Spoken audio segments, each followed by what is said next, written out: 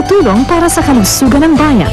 Sa Mercury Drug, makasisigurong gamot ay laging bago.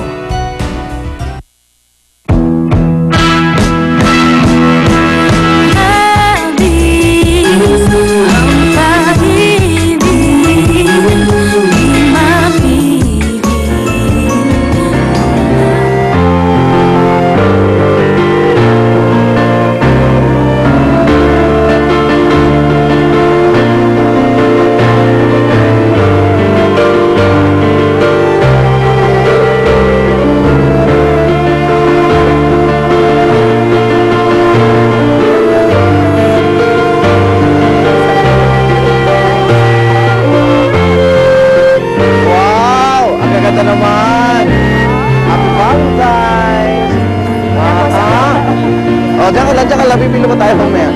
Wow, ang gaganda naman. Happy Valentine.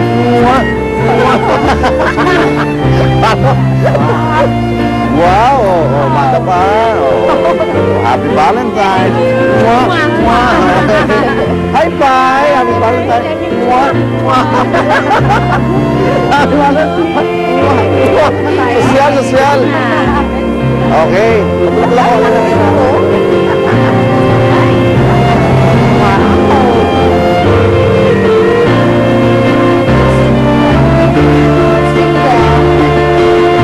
Ako nagulat yan, lumabot ang lalangkan.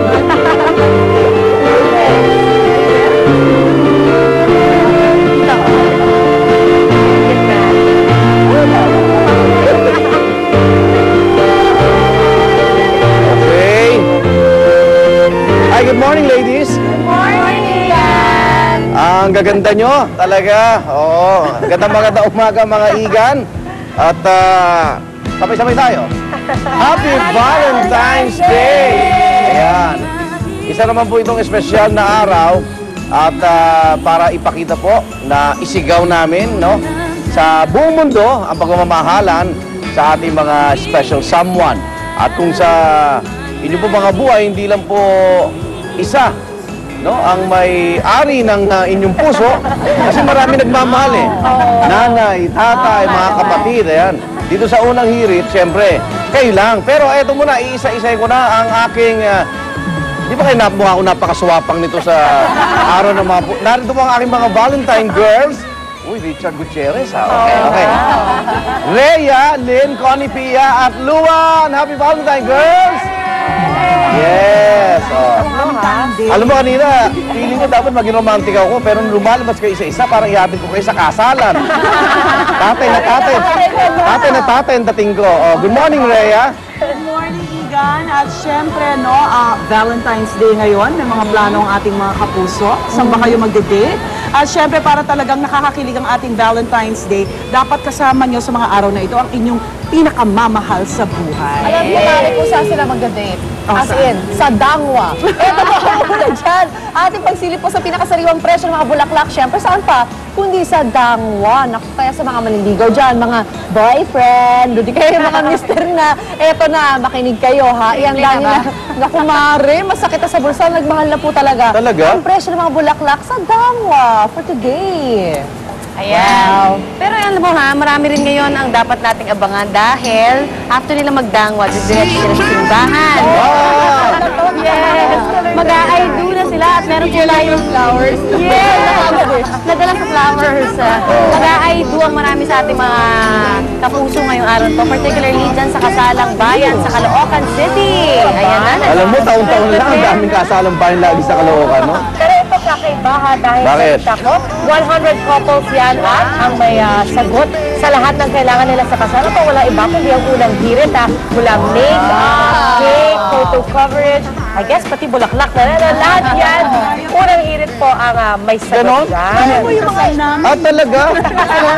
Kasi di ba yung mga kakasal ngayon, yung mga kinasal last year, kasi pwede namang every year technically ikasal, di ba?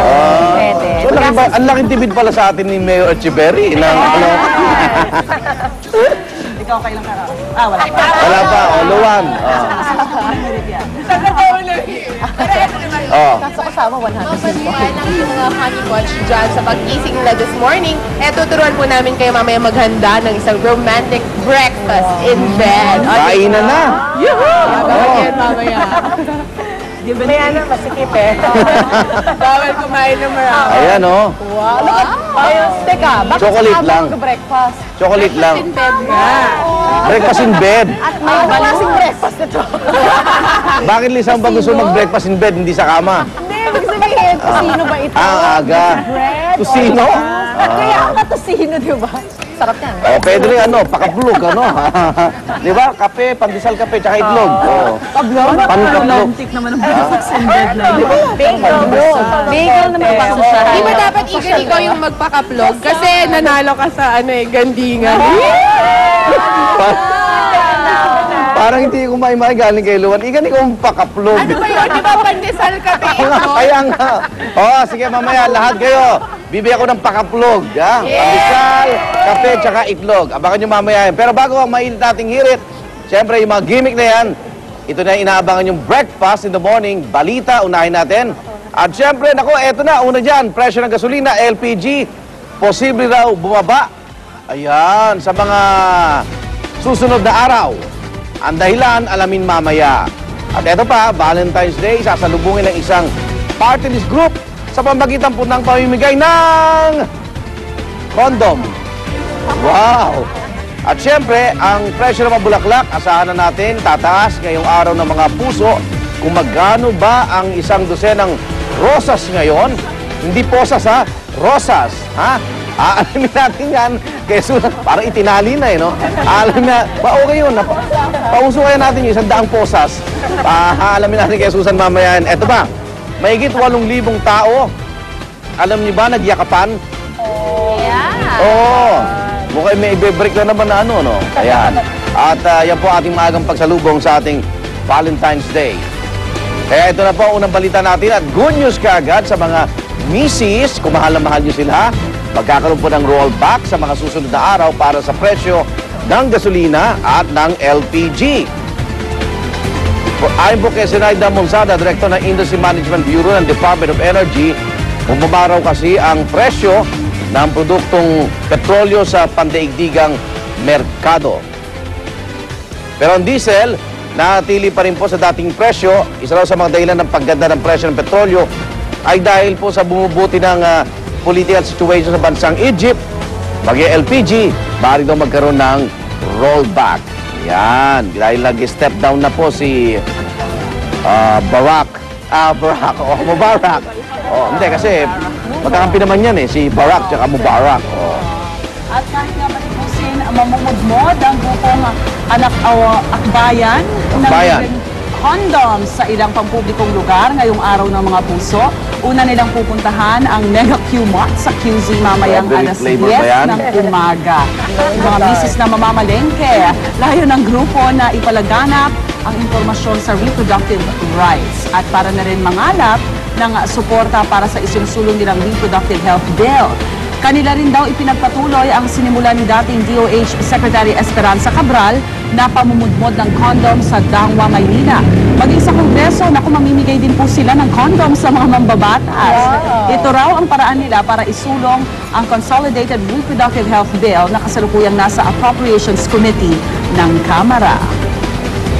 At inaasahan naman na bukod po dyan, lalo daw sisiglang bentahan ng bulaklak sa Dangwa, Maynila ngayong Valentine's Day. Siyempre, yung mga last minute po dyan. At kahapon nga po ay dagsan na ang mga bumibili ng mga bulaklak. Wala pa man na gaanong pagtaas sa presyo ng bulaklak. Pero ayon sa ilang tindera, bahagya lamang tataas ang presyo ng mga bulaklak. Depende sa demand ngayong araw. Kaya ayan po eto at alamin na natin. Ngayon pa lang yung presyo ng mga bulaklak sa Dangwa, Maynila para alam na natin kung magkanong ibabaon natin. Nandyan si Love Anyover. Hi, Love! Good morning!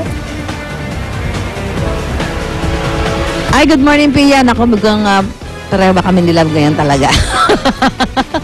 Okay, compare last week, mas madami po ang bumibili ngayon ng bulaklak, especially today, dahil ngayon po ang araw ng mga puso. Happy Valentine's Day po mga kapuso. Pero compare last year, mas konti raw ang bumibili ngayon dahil mas mahal nga ang bulaklak. Siguro doon sa medyo ko pa sa budget, mas pinili nila na magsabi na lang ng I love you sa kanilang mga mahal sa buhay kaysa bumili ng bulaklak dahil medyo nagkakaroon ho ng pagtaas. Ito'y bunsod naman ho ng mabagal o mahirap na pag-aani ng bulaklak dyan sa Baguio dahil doon sa nangyaring tag-ulan. Ayan, saka itong matinding pagtaglamig, matatandaan no, sinabi ho ng mga nagbebenta dyan ng bulaklak na nahihirapan ho yung mga talulot. So ngayon po, medyo ang tumaas ang presyo dito ng bulaklak ay yung roses. Talagang roses talaga ang pinakamabenta kapag Valentine's Day. Mula ho sa dating 300, naging 400 pesos ngayon ang bawat dosena. Ang carnation naman ay 200 pesos po per 10 stems, samantalang ang gerbera